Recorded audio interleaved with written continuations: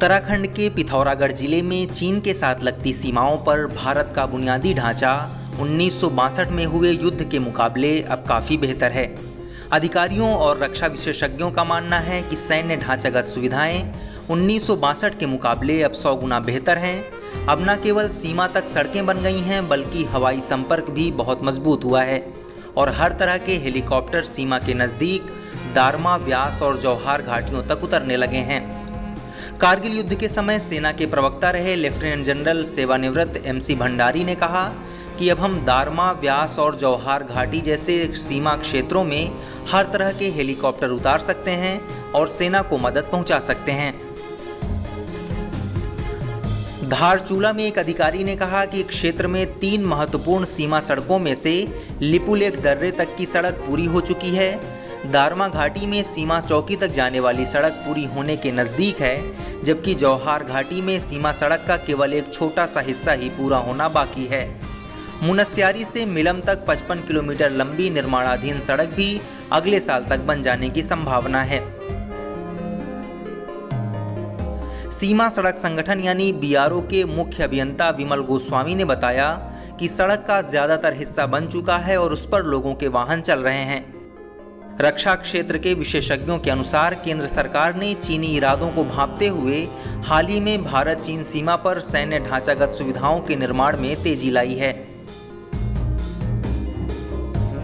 सीमा पर हवाई संपर्क बेहतर होने से सीमावर्ती गांवों में रहने वाले लोगों का मनोबल भी ऊंचा है। व्यास घाटी के नपलचू गांव के रहने वाले 80 वर्षीय गोपाल सिंह नपलच्याल ने बताया कि 1962 में जब चीनी सेना इन घाटियों में सीमा के पास तक पहुंच गई थी, तब हम गांव वालों ने खच्चरों और भेड़ों पर गोला बारूद और खाना लादकर उन्हें सीमा चौकियों तक पहुंचाकर अपनी सेना की मदद की थी। हम युद्ध समाप्त होने तक गांवों में ही डटे रहे और निचले इलाकों में नहीं आए। हमारे घर की महिलाओं ने देश की मदद के लिए अपने सोने और चांदी के गहने तक दान कर दिए थे। जौहार घाटी के ग्रामीणों का कहना है कि दिवंगत लक्ष्मण सिंह जंगपांगी उनके प्रेरणा स्रोत हैं, जिन्हें तिब्बत के गारतोक शहर में भारतीय व्यापार एजेंट के रूप में काम करने के दौरान देश के लिए किए गए कार्यों हेतु 1959 में पद्मश्री से अलंकृत किया गया था। वो पहले भारतीय थे जिन्होंने तत्कालीन प्रधानमंत्री जवाहरलाल नेहरू को भारतीय जमीन पर चीन के बुरे इरादों के बारे में बताया था। गौरतलब है कि सीमा पर तनाव के बीच 1962 के भारत चीन युद्ध की यादें ताज़ा हो रही हैं। चीन ने यह युद्ध ऐसे समय पर छेड़ा था जब भारत उस पर विश्वास करने लगा था और दोस्ती के नए अध्याय लिखे जा रहे थे। इसी दौरान हिंदी चीनी भाई भाई का नारा भी बुलंद हुआ था, लेकिन चीन की हरकत ने इस दोस्ती की पीठ पर दगाबाजी का छुरा घोंप दिया था। उस वक्त भारतीय सेना युद्ध के लिए तैयार नहीं थी और भारत को काफ़ी नुकसान उठाना पड़ा था, लेकिन अब चीन के इरादों को भारत अच्छी तरह जान चुका है और सैन्य तैयारियां भी पूरी हैं।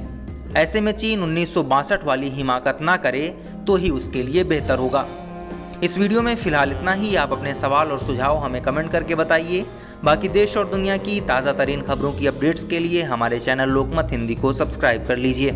अगर आप ये वीडियो फेसबुक पर देख रहे हैं तो हमारे पेज को लाइक और फॉलो कर लीजिए।